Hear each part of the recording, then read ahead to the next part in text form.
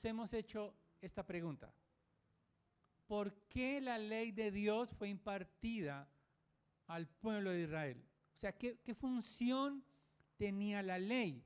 Refiriéndonos a los primeros 5 libros de la Biblia.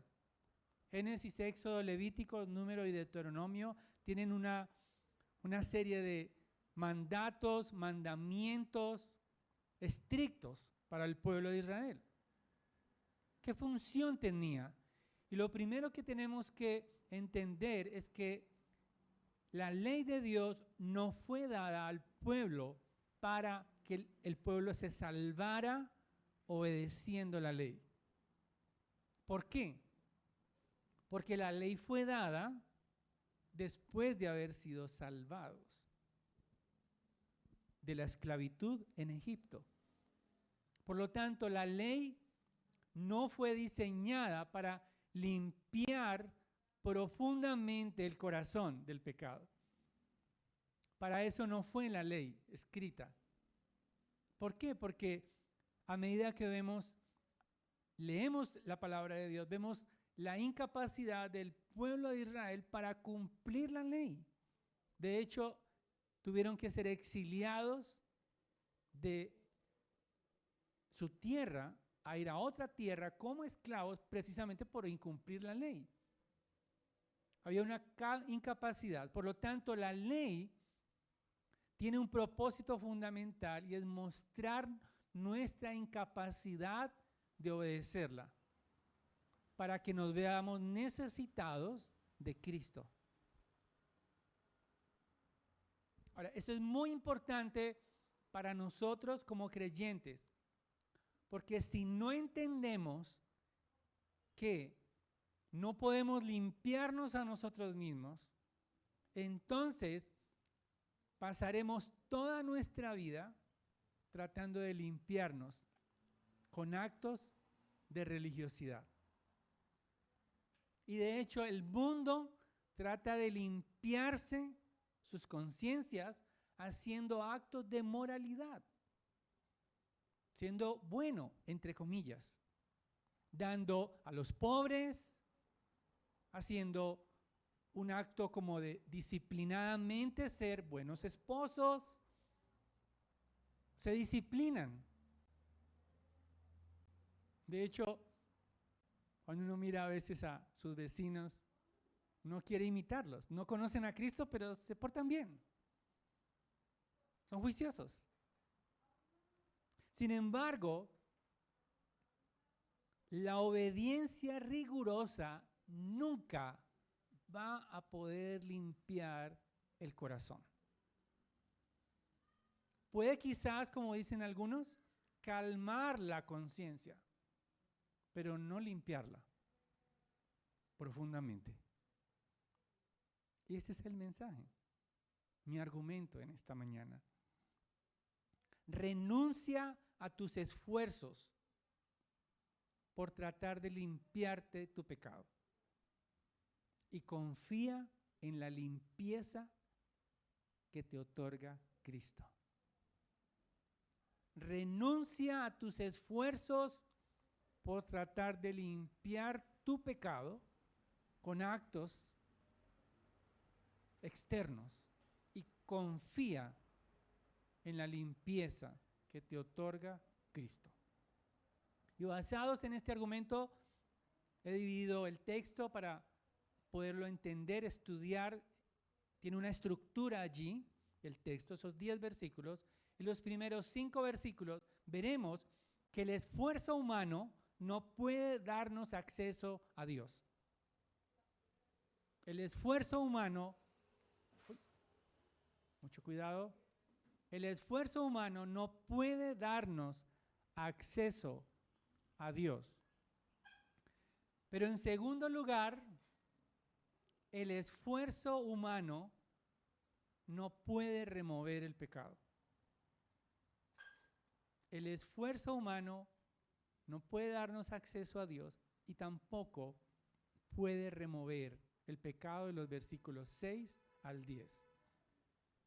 Entonces, en primer lugar, el esfuerzo humano no puede darnos acceso a Dios. el autor nos ha hablado cómo es que el nuevo pacto es superior.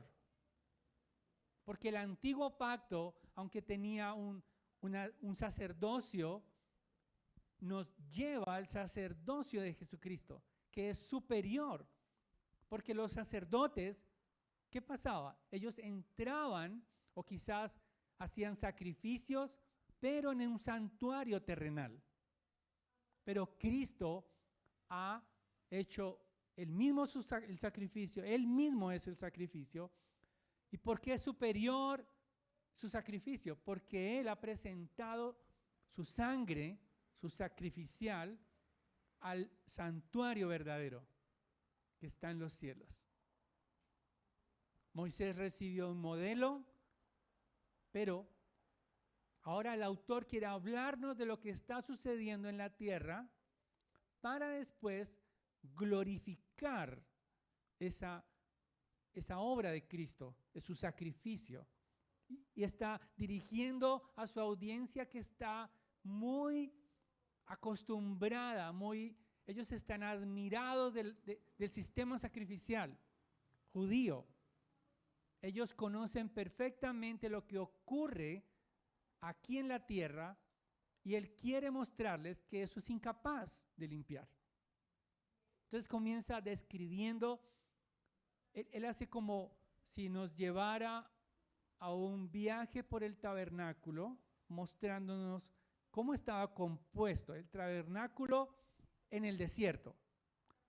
Algunos autores dicen que no nos está llevando en el templo, que quizás todavía estaban haciendo sacrificios, sino que nos está llevando al desierto, lo que está ocurriendo en tiempos de Moisés.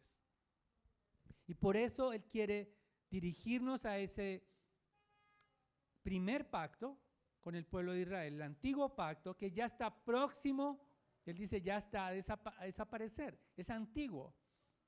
Por eso dice, ahora bien, aún el primer pacto tenía ordenanzas para el culto y el santuario terrenal. Ahora, muchas veces necesitamos profundizar en las palabras porque aquí, en este contexto, la palabra terrenal adquiere una importancia.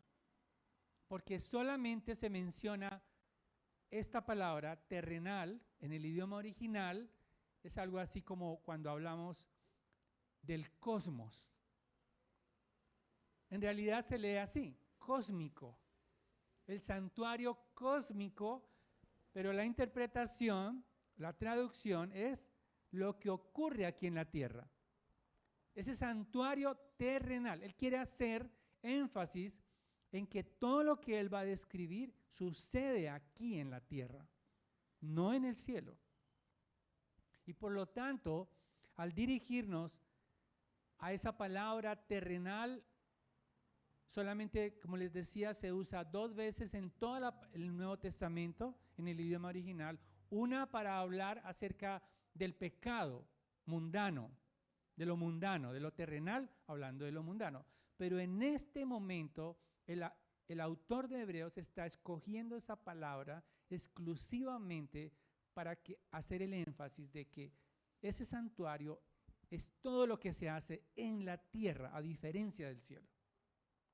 Todo lo que ocurría en ese peregrinar de Israel con el tabernáculo, Él quiere darle un sentido que está próximo a desaparecer.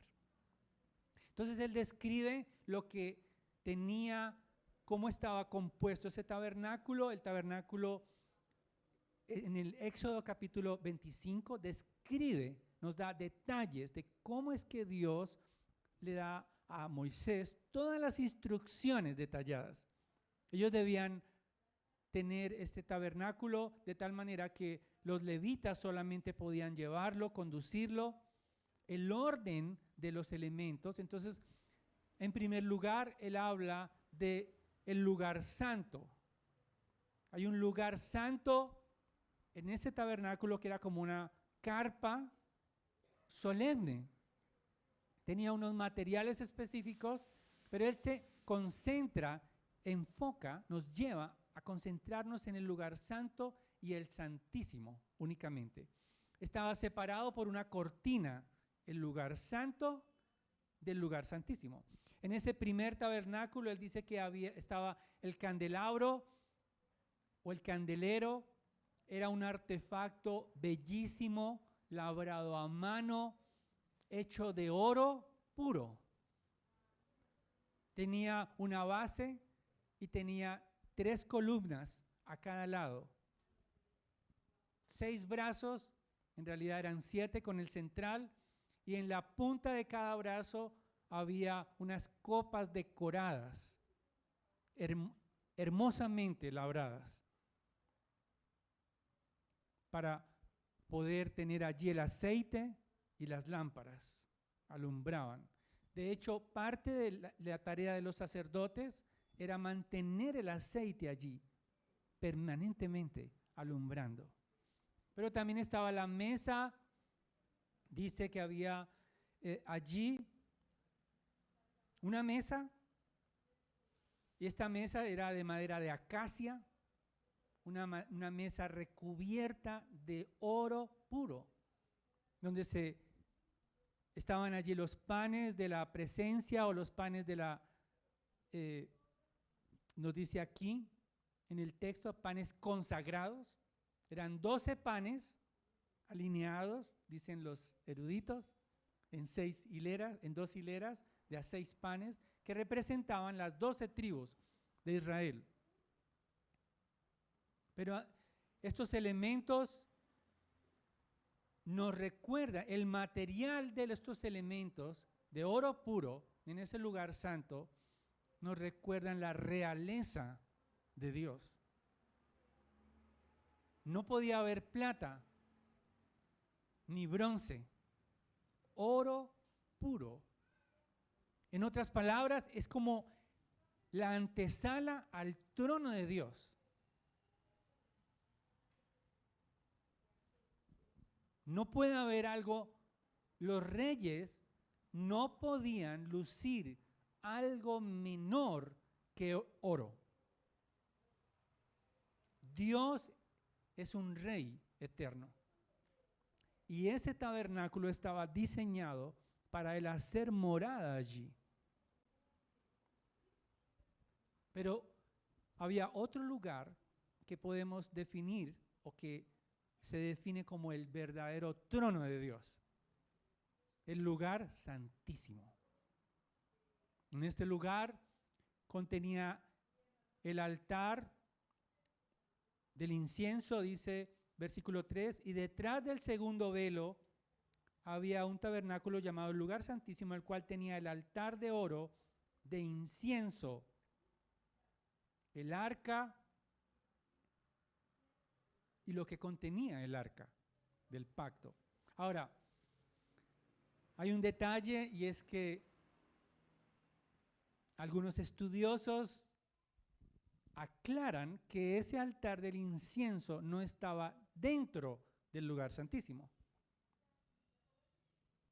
Pero el autor de Hebreos nos lo está describiendo de tal manera que está asociado ese altar de incienso con lo que ocurre en el lugar santísimo. No se está equivocando. ¿Por qué? Porque ese altar de incienso cumplía una labor dentro del lugar santísimo para que el incienso, el humo del incienso, cubriera y protegiera al sumo sacerdote de la presencia de Dios. El día de la expiación, cuando una vez al año él entraba, como más adelante lo describe.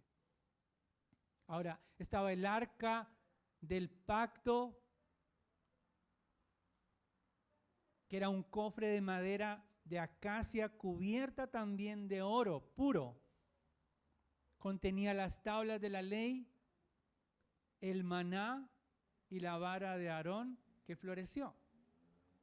Él está rememorando el tabernáculo del desierto.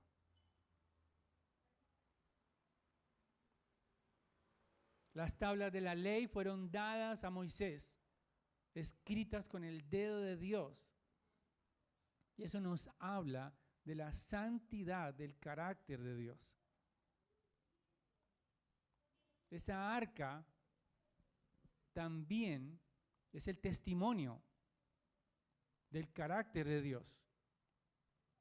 El maná demuestra también, ese maná que ellos recibieron, que era alimento del cielo, también a nosotros nos recuerda el pan del cielo, Cristo, que nació en Belén o Betlehem, la casa del pan. Que está relacionado, es un anuncio. Y la vara de Aarón que floreció, eso está en Números capítulo 17, los detalles de lo que ocurrió con esa vara, tiene que ver con que el privilegio sacerdotal procedía o procede únicamente de Dios. Aarón no se hizo sacerdote a sí mismo, sino que Dios confirmó su sacerdocio haciendo reverdecer esa vara. Era un recordatorio de la gloria y la autoridad de Dios en esa arca, hecha de oro puro. Todo lo que había en ese lugar santísimo estaba enchapado en oro, porque Dios no admite algo menor. Es oro o nada. Lo mejor es de Él y para Él. Entonces la disposición del tabernáculo como tal nos ayuda a entender que el acceso a Dios no era abierto a cualquier persona. No era algo que cualquier israelita podía pasar por allí y entrar. No, no podía hacerlo. Corría el riesgo de morir. Pero que el lugar santísimo tenía unas cortinas que restringían el acceso. O sea, nadie podía entrar allí cuando quisiera. Tenía que hacerlo cuando Dios lo había ordenado. Solo el día de la expiación. Nadab y Abiú intentaron hacerlo, ofreciendo fuego extraño, el incienso, cuando no debían, y murieron quemados por la presencia de Dios. Entonces el lugar santísimo, los materiales y la disposición de ese lugar nos ayuda a comprender que al trono de Dios solo podía acercarse los sacerdotes. Todo el mobiliario era sacerdotal.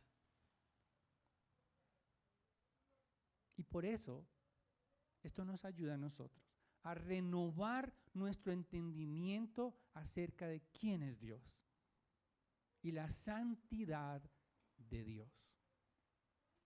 Hoy se habla de Dios en términos de una muletilla donde todos reclaman estar con Dios. Creen que por el hecho de nacer tienen el derecho de estar en el cielo con Dios. Y que sus buenas obras les dan derecho a presentarse ante Dios. Pero nadie puede tener acceso al trono de Dios aparte de su Hijo Jesucristo. Y eso nos lleva al segundo punto. El esfuerzo humano no va a proveer acceso a Dios, pero en segundo lugar, a partir de los versículos 6 al 10, el esfuerzo humano no puede remover el pecado. No puede hacerlo. Y el autor lo demuestra. Él demuestra a través de la continua entrada del sacerdote que el pecado persistía. Dice así: preparadas estas cosas, los sacerdotes entran continuamente al primer tabernáculo para oficiar el culto, pero en el segundo Solo entra el sumo sacerdote una vez al año, no sin llevar sangre. Él no quiere entrar en detalles del mobiliario, dice el versículo 5 al final, pero de estas cosas no se puede hablar en detalle. Él no quiere que su audiencia se enfoque en el mobiliario del lugar santísimo, sino que se enfoque en el pecado que continuaba allí, a pesar de que hacían un esfuerzo los sacerdotes terrenal, el pecado persistía. Esa expresión, los sacerdotes entran continuamente, es todo lo opuesto a lo que vamos a ver a partir del versículo 11, donde Cristo entró una sola vez y para siempre.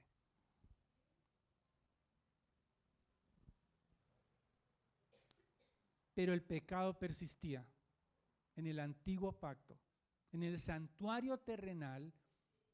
Todo ello cumplía un propósito en tiempos del antiguo pacto, claro que sí, pero son insuficientes o tienden a desaparecer cuando viene Cristo Jesús.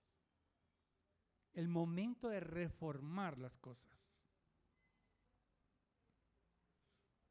¿Cómo sabemos que el pecado continuaba? Que no se limpiaba el pecado.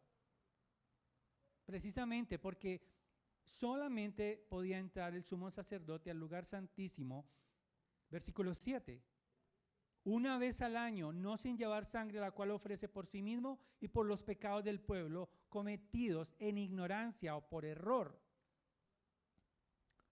Solamente una vez al año podían entrar el sumo sacerdote y tenía que entrar protegido por la sangre sacrificial, no sin sangre.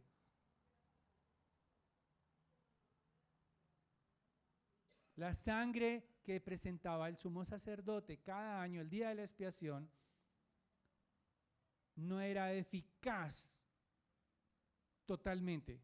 ¿Por qué? Porque el siguiente año tenía que volver a presentar otra sangre de otro sacrificio. Y los pecados que refiere están en Levítico capítulo 15, versículo 30, cometidos por error o por ignorancia, no deliberadamente. Es decir, los pecados cometidos deliberadamente eran castigados con la muerte.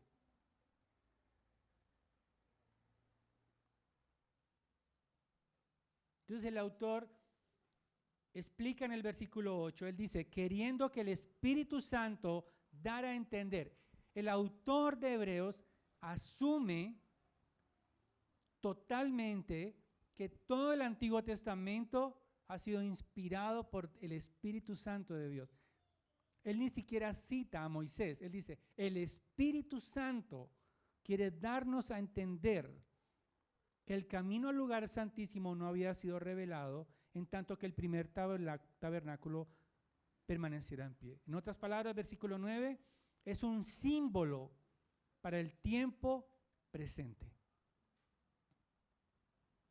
Es un símbolo.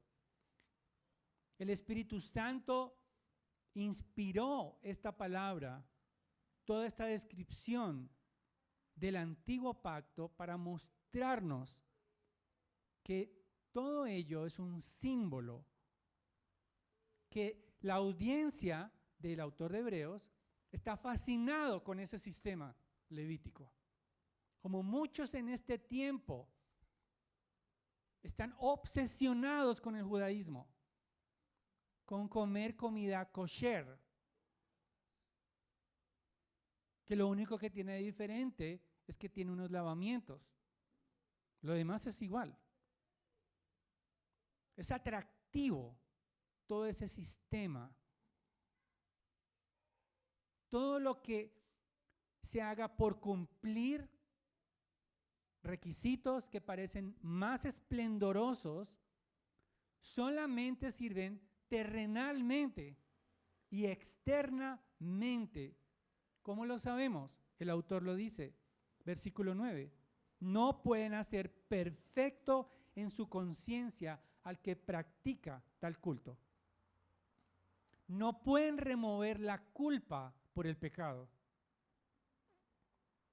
Quizás calma la conciencia. Quizás pueda ser llamativo. Las privaciones, como veíamos en Colosenses, no comas. Hay gente que dice no comas estos alimentos porque te van a hacer impuro, te van a contaminar, pero el Señor aclara que el problema no está en la comida que comes, sino en el corazón, más profundamente. Comer cosas o abstenerte de comerlas no te va a hacer más limpio, porque solamente funciona externamente. Y es lo que dice el versículo 10, ya que tienen que ver solo con comidas, bebidas y diversos lavamientos, ordenanzas para el cuerpo impuestas hasta el tiempo de reformar las cosas. Todo eso tenía vigencia. El pueblo de Israel debía distinguirse de los demás pueblos, aún por su dieta. Los lavamientos ceremoniales. Recordemos cómo es que ellos guardaban tan rigurosamente el día de reposo que prefieren que le dicen al Señor Jesucristo que no sane a un hombre en día de reposo. Su corazón estaba tan arraigado, tan religioso, tan endurecido, que no tenían amor. Por este hombre necesitaba ser sanado. Ellos dicen, no lo sanes, déjalo que sufra, mañana lo sanas.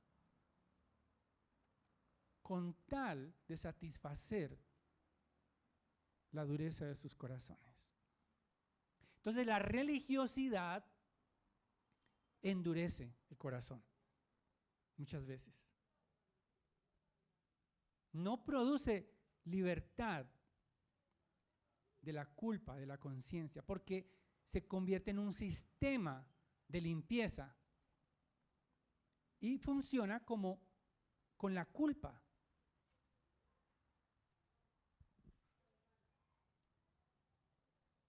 Entonces justamente el apóstol Pablo dice, por tanto, que nadie se constituya en juez de ustedes con respecto a comida, a bebida, en cuanto a día de fiesta, luna nueva o día de reposo, cosas que solo son sombra de lo que ha de venir, pero el cuerpo pertenece a Cristo. Dice el versículo 23, tales cosas, Colosenses 2:23, tienen a la verdad la apariencia de sabiduría en una religión humana, en la humillación de sí mismo, en el trato severo del cuerpo, pero carecen de valor alguno contra los apetitos de la carne. En otras palabras, no te van a hacer más santo.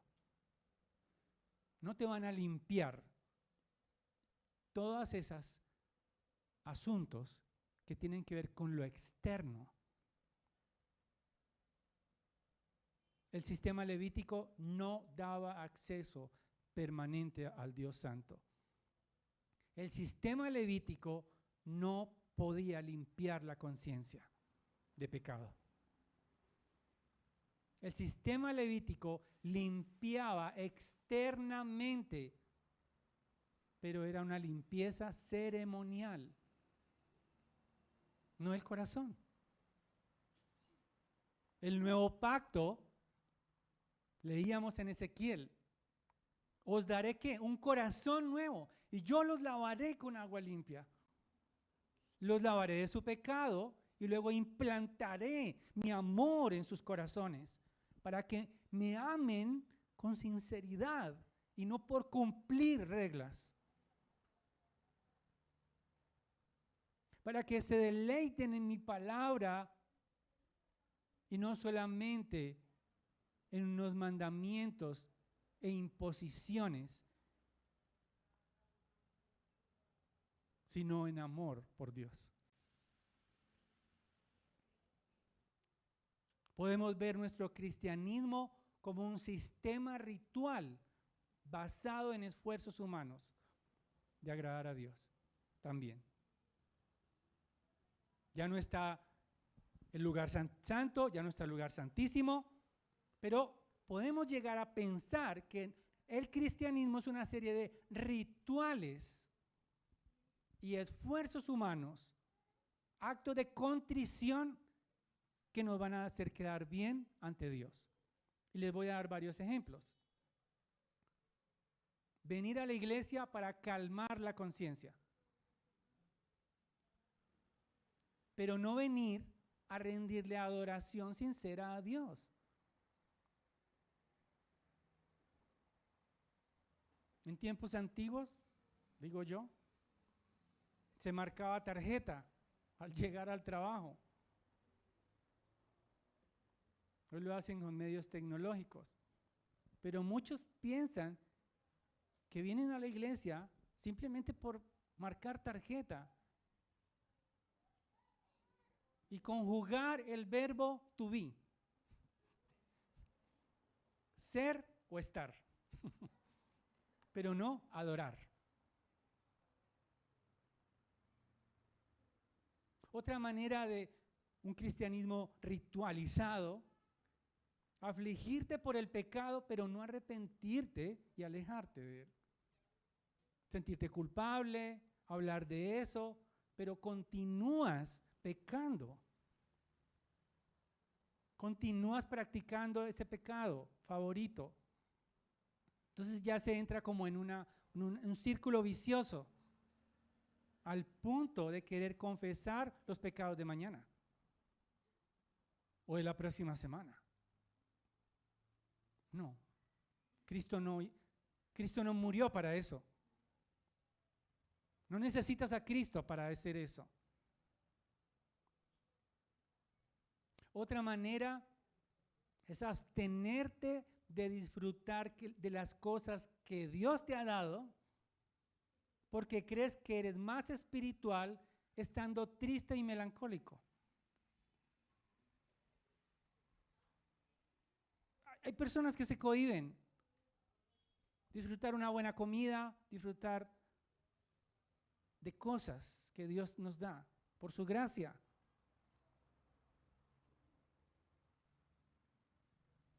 Y entonces piensan que ser espiritual es ser triste y melancólico.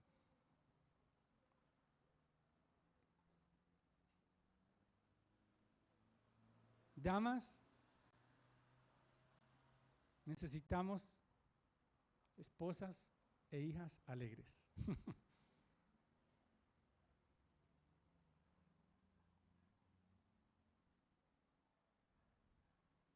Necesitamos confiar en la limpieza de Cristo.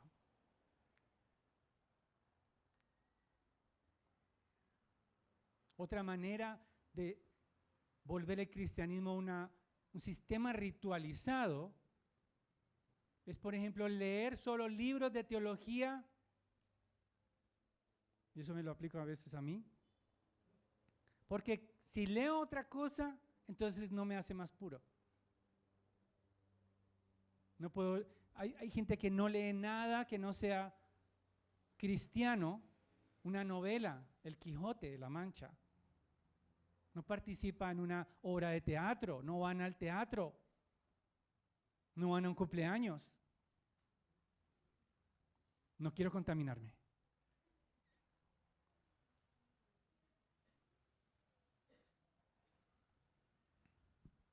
Abstenerse de cualquier entretención sana para no contaminarse. O quizás tener un lenguaje religioso porque así crees que luces más espiritual.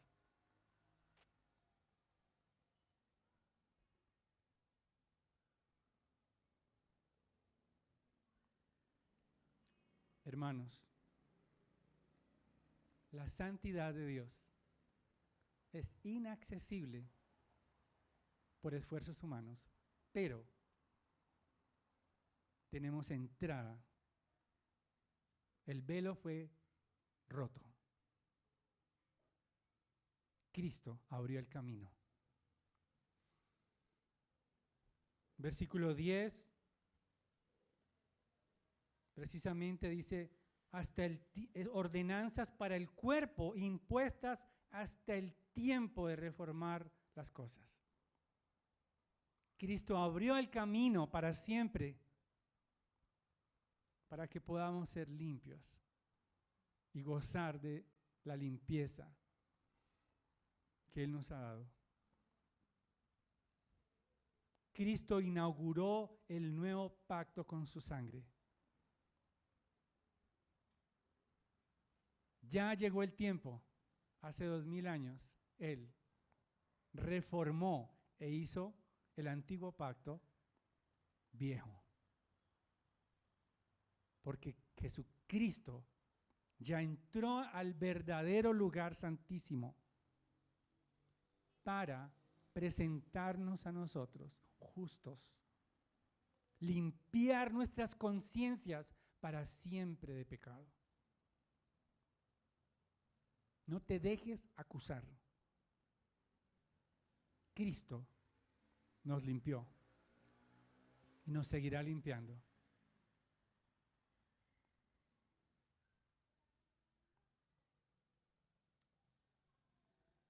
Necesitamos renunciar a nuestros esfuerzos para limpiar nuestro pecado y confiar absolutamente y plenamente en la limpieza que nos ha otorgado